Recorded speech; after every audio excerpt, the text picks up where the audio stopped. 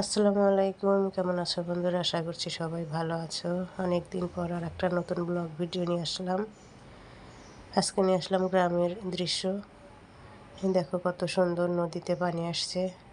সবাই ধান কেটে উপর দিয়ে ছড়িয়ে দিয়েছে। সেই সুন্দর ভিউ। আর এদিকে দেখো মেঘ উঠে আসছে, কি বাতাস! সেই বাতাস ওই রকম মেঘ ধরিয়েছিল। দেখো বাতাসে গাছপালা কীরকম দোল খাচ্ছে, অনেক সুন্দর লাগছে। আর ভিউটা জাস্ট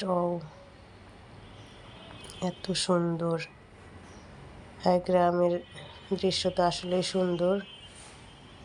দেখো পোলাপানের অনেক গরম পড়েছিল, তো সেই জন্য পোলাপানও অনেক মজা পাইছে এই বৃষ্টি আসার কারণে।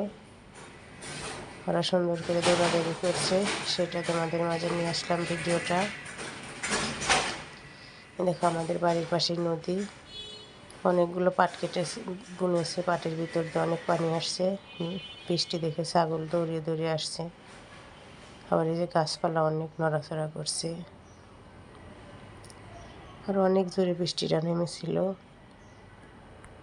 এটা হচ্ছে ঈদের 2 দিন পরে ভিডিওটা। আর আজকে আমি তোমাদের মাঝে নিয়ে আসলাম।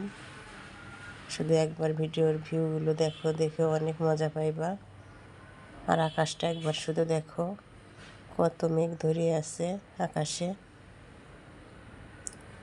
আর এদিকে তো ধান কেটে সবার কি অবস্থা, বৃষ্টির জন্য শুকাইতেই পারছে না। আর ওইদিকে হচ্ছে আমাদের ওখানে নদী। নদীতে এখন পানি নাই অবশ্য, পানি একটু একটু হচ্ছে। যে সময় পুরো বর্ষা আসে তোমাদের সাথে সেটাও শেয়ার করব। দেখো এখান দিয়ে কলা গাছ, এটা হচ্ছে আমাদের ধান ক্ষেত, কাটা হয়ে গেছে। খেরগুলো দেখো পানির ভিতরে বৃষ্টিতে ভিজে একদম জুবজুবা হয়ে গেছে। আর কে কে ভিডিওটা দেখছো অবশ্যই কমেন্ট করে জানাইবা। আর আমার ভিডিওটা যদি ভালো লাগে অবশ্যই লাইক, কমেন্ট, শেয়ার আর সাবস্ক্রাইব করে দিয়ে পাশে থাকবা। দেখো কত সুন্দর ভিউ, একবার শুধু দেখো তোমরা। আর এই পাশে হচ্ছে নদী, নদীর ভিতরেও দেখো কত সুন্দর। এই যে আমার ছেলে দাঁড়িয়ে আছে এখানে। ওরা অবশ্য সবাই আর্জেন্টিনা পড়ে আছে, খেলা আসছে বলে কথা। সবাই আর্জেন্টিনা আর ব্রাজিল, যে যে দল পছন্দ করে।